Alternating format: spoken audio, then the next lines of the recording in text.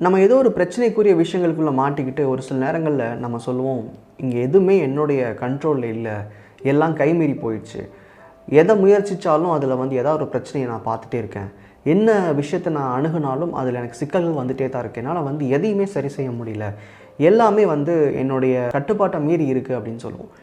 அப்போது அந்த இடத்துல அதை சரி செய்ய முயற்சிக்கும் போது நமக்கு எல்லாமே ஒரு வெறுமையாக தெரியும். என்ன எல்லாமே ஒரே மாதிரி இருக்குது, எல்லாமே பிரச்சனையாக இருக்குது, எப்படி நான் வந்து என்னோடய வாழ்க்கையில் அடுத்த ஸ்டெப் போகிறது, அடுத்த ஒரு முயற்சி எப்படி எடுக்கிறதுன்னு ஒரு புரிதலே இருக்காது.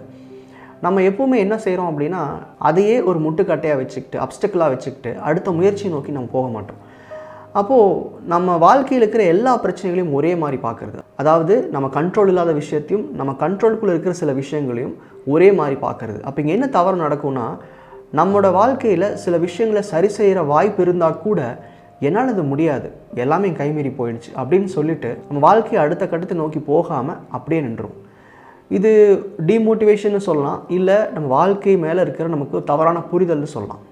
இங்கே எதுவுமே நம்ம கண்ட்ரோலில் இல்லாத விஷயங்கள் ஒன்று கிடையாது. நம்ம எண்ணத்துக்குள்ளே கொண்டு வரோமோ அதுதான் இங்கே செயலாகுது, அதுதான் இங்கே நமக்கு புரியுது முதல்ல. அப்போது நீங்கள் பார்த்துட்ருக்கிற அத்தனை பிரச்சனைகளும் நீங்கள் உங்கள் எண்ணங்களை உருவாக்குனது தான்.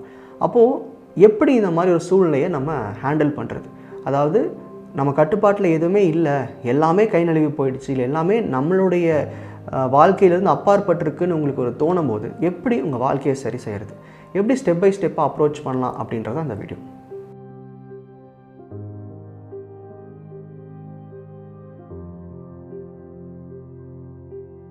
நம்ம எல்லோரும் செய்கிற ஒரு பெரிய தவறு என்னென்னா, நம்ம எந்த பிரச்சனையை சால்வ் பண்ணணும் முதல்ல அப்படின்ற ஒரு கேட்டகரைஸ் பண்ணாமல் இருக்குது. அதாவது ஒரு கிளாரிட்டி இல்லாமல் எதை முதல் அணுகணும், எது நம்ம லைஃப்பில் இம்பார்ட்டண்ட் அப்படின்ற ஒரு தெளிவு இல்லாமல் இருக்கிறது. ஸோ ஒரு குழப்பமான மைண்ட் இருக்கும்போது எதை தொட்டாலும் எல்லாமே பிரச்சனையாக தெரியும். அப்போது முதல் ஸ்டெப் அப்படின்னா, இன்றைக்கி உங்கள் லைஃப்பில் இருக்கிற எல்லா பிரச்சனைகளையும், இன்றைக்கி நீங்கள் அனுபவிச்சுட்ருக்கிற விஷயங்களை ஈஸியாக பிரிச்சிடலாம். நம்மளுடைய ஹெல்த் சம்மந்தமாக பிரச்சனைகள் இருக்கா, நம்மளுடைய கெரியர் அதாவது வேலை சம்மந்தமாக பிரச்சனைகள் இருக்கா, இல்லை ரிலேஷன்ஷிப்பில் ப்ராப்ளம்ஸ் இருக்கா, இல்லை மணியில் ப்ராப்ளம் இருக்கா, இந்த மாதிரி உங்கள் வாழ்க்கையில் எங்கெல்லாம் பிரச்சனைகள் இருக்கோ அதை முதல் தெளிவாக லிஸ்ட் டவுன் பண்ணுங்கள். என்ன தான் என் லைஃப்பில் பிரச்சனை, எதுக்காக நான் இவ்வளோ குழப்பத்தோடு இருக்கேன், எதில் நான் தோத்துட்டேன்னு நினைக்கிறேன் அப்படின்ற முதல் லிஸ்ட்டை நீங்கள் கிளியராக மென்ஷன் பண்ணி ஒவ்வொன்றா, அதாவது 1 by 1 கிளியராக ஒவ்வொரு பிரச்சனையும் பிரித்து எழுத ஆரம்பிச்சிருங்க. இதுதான் ஸ்டெப் 1. இப்போது ஸ்டெப் 2, இப்போ நிறைய ப்ராப்ளம்ஸ் லிஸ்ட் பண்ணியிருப்பீங்க. இதில் இப்போது நீங்கள் வந்து ப்ரியாரிட்டியாக பார்க்குற, அதாவது முன்னுரிமை கொடுக்குற ஒரு பிரச்சனையை எடுத்துக்கிட்டு அதில் இருக்கிற காசஸ், அதாவது எதனால் இது உருவாச்சு, இதில் என்னெல்லாம் பிரச்சனைகள் நடந்துக்கிட்டு இருக்குது, எங்கெல்லாம் ஆக்ஷன் தேவைப்படுது அப்படின்னு சும்மா நீங்கள் உங்களுக்கு தெரிஞ்ச மாதிரி அந்த ப்ராப்ளமை டைசெக்ட் பண்ணுங்கள். அதாவது அந்த ப்ராப்ளத்துக்குள்ளே இருக்கிற சின்ன சின்ன பிரச்சனைகளை தெளிவுபடுத்துங்க. இப்போ 3வது ஸ்டெப், இதில் வந்துட்டு நீங்கள் இந்த ப்ராப்ளமை சுற்றி நிறையா விஷயங்கள் எழுதியிருப்பீங்க. இப்போது ரொம்ப சிம்பிள் எக்ஸாம்பிள், எனக்கு ஒரு வேலை கிடைக்கிறதுல பிரச்சனை, நான் ரொம்ப நாளாக முயற்சி பண்ணுறேன், எனக்கு அந்த வேலை கிடைக்க மாட்டேங்குது, இதுதான் உங்கள் ப்ராப்ளம் ஸ்டேட்மெண்ட்டாக இருக்குதுன்னு வச்சுப்போம்.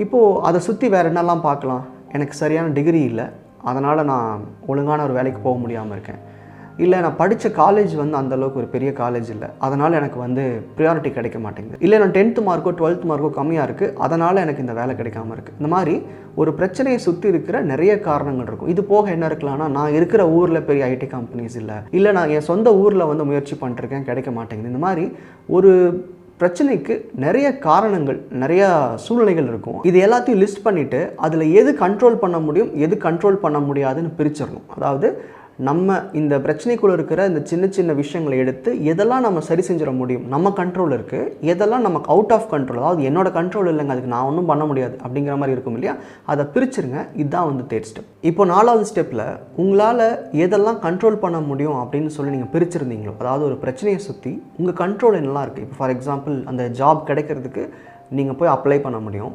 இல்லை அங்கே தெரிஞ்ச யாராவதோட கான்டாக்ட் நீங்கள் வாங்க முடியும், இல்லை அங்கே ஒரு ஹெச்ஆரையோ இல்லை அங்கே தெரிஞ்ச ஒரு கலீகையோ வந்து நீங்கள் அப்ரோச் பண்ணி டைரெக்டாக பேச முடியும், உங்கள் சிவி அனுப்ப முடியும், திரும்ப அவங்க கால் ஃபார் பண்ண முதல்ல இன்டர்வியூ போக முடியும். இதெல்லாம் அவங்களால முடிகிற சில விஷயங்கள் அந்த ஜாப் கிடைக்கிறதுக்கு. அப்போது அந்த மாதிரி உங்கள் கண்ட்ரோல் இருக்கக்கூடிய விஷயங்களை தனியாக பிரிச்சுட்டு அதில் நீங்கள் உண்மையிலேயே முயற்சிகள் எடுக்கிறீங்களான்னு பாருங்கள். அதாவது நம்ம எப்பவுமே ஒட்டுமொத்தமாக ஒரு பிரச்சனையை எடுத்துக்கிட்டு இது முடியல அப்படின்னு விட்டுறாமல், இந்த 4வது ஸ்டெப்பில் என்ன பண்ணுறீங்கன்னா, நம்மளால் கண்ட்ரோல் பண்ண முடியும்னு சொல்லி பிரிச்சுருந்தீங்க இல்லையா, அந்த விஷயங்களை எடுத்துக்கிட்டு நம்மளால் கண்ட்ரோல் பண்ண முடிகிற விஷயங்களை முதல் செய்கிறோமா, நம்மளுடைய கண்ட்ரோல் இருக்கிற விஷயங்களுக்கு நம்ம ஆக்ஷன் எடுத்துருக்கிறோமான்னு பாருங்கள். நம்ம நிறைய இடங்களில் முயற்சி எடுக்காமல் இருப்போம். அப்படி எந்த விஷயங்கள் நீங்கள் முயற்சி பண்ணாமல் இருக்கீங்க, அந்த கண்ட்ரோலபிள் திங்ஸ் அந்த லிஸ்ட் இருக்கும் இல்லையா, அதை எடுத்துக்கிட்டு அதுக்கான முயற்சிகளை செய்ய ஆரம்பிங்க.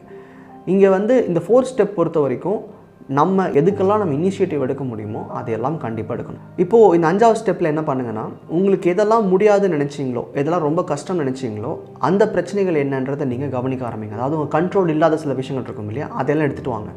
எப்போவுமே நம்ம ஒரு பிரச்சனையை நம்ம முடிஞ்ச விஷயங்களை செய்யும் போதே அதை நம்ம பாதி கிணறு தாண்டுற மாதிரி, நீங்கள் இந்த மாதிரி சுச்சுவேஷனில் மாட்டிக்கும் போது உங்களால் முடிஞ்சதை செஞ்சு பாருங்களேன், அதுக்குள்ளே மீதி விஷயங்கள் தானாக சால்வ் ஆகிடும். அதாவது 80% ஆஃப் ப்ராப்ளம் நம்மளால் முடிஞ்ச சில விஷயங்களை செய்யும் போதே நம்மளை தாண்டி அது முடிஞ்சு போயிடும். இல்லைனா நீங்கள் 20% 30% மிச்சம் இருக்கும். அதுக்குண்டான முயற்சிகளை மட்டும் நீங்கள் செஞ்சால் போதும். ஒரு பிரச்சனையை வெறுமனே இது முடியாது, இது கஷ்டமாக இருக்குது, எல்லாமே கைவிட்டு போயிடுச்சுன்னு சொல்லாமல் நமக்கு முடிஞ்ச விஷயங்கள் முடியாத விஷயங்கள் பிரிச்சுக்கிட்டு இந்த மாதிரி ஸ்டெப் பை ஸ்டெப்பாக அதை அப்ரோச் பண்ணிங்கன்னா கண்டிப்பாக உங்களுடைய தாட் ப்ராசஸில் அந்த இனிஷியலாக நமக்கு ஒரு பயம் இருந்திருக்கும், இது எப்படி நம்ம பண்ண போகிறோம் முடிக்க போகிறோன்ற ஒரு கேள்வி இருந்திருக்கும். அது இந்த பாதி கிணறு தாண்டும் போதே அது போயிடும். மீதி இவ்வளோ தானே, இதை நான் முடிச்சிடலான்ற ஒரு தைரியம் வர ஆரம்பிக்கும். இங்கே முக்கியமாக என்ன நடக்குதுன்னா, உங்களுக்குள்ளே முடியாதுன்னு இருந்த அந்த எண்ணத்தை கொஞ்சம் கொஞ்சமாக அழிச்சிட்டு ஒரு 30-40% நீங்கள் சரி ஓகே எதுவுமே முடியாமல் இல்லை, எனக்கு என்ன முடியும் அப்படிங்கிற அந்த கண்ட்ரோலபிள் சுச்சுவேஷன்ஸை மட்டும் இல்லை அந்த ஸ்டெப்ஸை மட்டும் எடுத்துகிட்டு நீங்கள் பண்ணும்போது உங்களால் அந்த பிரச்சனைக்குள்ள வாய்ப்புகளை பார்க்க முடியும். நம்ம நிறையா நேரங்கள் இது பண்ண தவறிடுறோம். கம்ப்ளீட் நெகட்டிவிட்டிக்கும் ஒரு 30-40% பாசிட்டிவ் மைண்ட் செட்டுக்கும் நிறையா வித்தியாசம் இருக்குது. ஸோ முழுமையாக ஒரு விஷயத்தை அவாய்ட் பண்ணுறதுக்கான காரணம் நம்மளால் எதுவுமே கண்ட்ரோல் பண்ண முடியாதுன்னு மொத்தமாக அதை பூசி மொழுகிறதுனால தான். எப்போவுமே எந்த ஒரு விஷயமும் நம்ம எண்ணங்களை தாண்டி தான் போகுது, அதன் மூலமாக தான் நடக்குதுன்னு தெரிஞ்சுக்கோங்க. ஒரு சுச்சுவேஷன் ஹார்ஷாக இருந்துச்சுன்னா உடனே இல்லை இது வாய்ப்பு இல்லைன்னு மொத்தமாக ஒதுக்கிடாமல் அதுலேருந்து விலகி வராமல் நமக்கு என்ன முடியும், ரொம்ப சிம்பிள். இன்னொரு எக்ஸாம்பிள் நான் அதிகமாக பார்க்குறது என்னென்னா, நிறைய பேருக்கு பிஸ்னஸ் ஸ்டார்ட் பண்ண ஆசை இருக்குது, அதை ஆரம்பித்து பெரிய அளவு சக்ஸஸ் ஆகணும்னு ஆசை இருக்குது. ஆனால் அவங்க சொல்கிற முதல் ப்ராப்ளம் என்ன தெரியுமா, எனக்கு அவ்வளோ இன்வெஸ்ட்மெண்ட் இல்லையே அப்படின்ட்டுருவாங்க. அப்போது ஆரம்பத்துலேயே நீங்கள் ஒரு பெரிய முட்டுக்கட்டையை போட்டுக்கிட்டு இன்வெஸ்ட்மெண்ட்டே இல்லைன்ட்டா இங்கே பிஸ்னஸில் எதுவுமே நடக்காதா அப்படின்னு யோசிச்சு பார்த்தா கிடையாது. ஒரு பிஸ்னஸ் எடுத்துக்கிட்டால் மொத்தமும் பணம் தான் அப்படியான்னு கேட்டால் கிடையாது. அப்போது உங்களுடைய எண்ணம் இருக்குது, உங்களுடைய முயற்சிகள் இருக்குது, உங்களுடைய ஸ்கில்ஸ் இருக்குது, நீங்கள் அதில் கொண்டு வர போகிற கஸ்டமர் குரூப்னு இருக்குது. ஒரு பிஸ்னஸை உருவாக்குறதுக்கு பணம் மட்டும் இங்கே முக்கியம் கிடையாது, ஆனால் கண்டிப்பாக பணம் ஒரு பகுதி தான். இதை நீங்கள் காரணமாக உருவாக்கிட்டு அந்த பிஸ்னஸ் நீங்கள் ஸ்டார்ட் பண்ணாமல் நிறுத்திட்டீங்க அப்படின்னா முதல்ல உங்களுக்கு எதுக்கு பணம் வரணும்? அப்போ எண்ணங்களில் எந்த முயற்சி செய்கிறோமோ, எந்த திசையை நோக்கி போகிறோமோ அந்த திசையில் இருக்கிற வாய்ப்புகள் தெரிய ஆரம்பிக்கும். அப்போது நீங்கள் அதை முயற்சி பண்ணி அட்லீஸ்ட் நடக்கவாது ஆரம்பித்தா தான் அந்த வழியில் கிடைக்கிற விஷயங்கள் எடுத்துக்கிட்டு நீங்கள் ட்ராவல் பண்ண முடியும். அப்படி இல்லாமல் ஆரம்பத்திலேயே எப்படியும் அது இல்லை, நான் என்ன பண்ண போகிறது அப்படின்னு சொல்லிட்டு விட்டுட்டிங்கன்னா தான் அந்த முயற்சி முழுமையாக உங்கள் வாழ்க்கையில் நடக்காமல் போகுது, செயலாகாமல் போயிடுது. முதல்ல ஒரு பிரச்சனையை அணுகும்போது இந்த மாதிரி பிரிச்சுட்டு உங்களால் முடிகிற விஷயங்களை முதல்ல செய்யுங்க. இப்போ இந்த ஸ்டெப்ஸை பயன்படுத்தி உங்களால் ஒரு பிரச்சனையை சால்வ் பண்ண முடிஞ்சிருச்சுன்னா இப்போது go back to step 2 again. Step 2ல் திரும்ப அடுத்த ப்ராப்ளம் எடுத்துகிட்டு வாங்க. லைஃப்பை ரொம்ப நிதானமாக பிரித்து நம்ம பிரச்சனைகளை மட்டும் எடுத்து அணுக ஆரம்பிச்சிட்டோம்னாவே நம்ம இந்த குழப்பமான சூழ்நிலைன்றது நம்ம மனசுக்குள்ளே என்றைக்குமே வராது. நன்றி.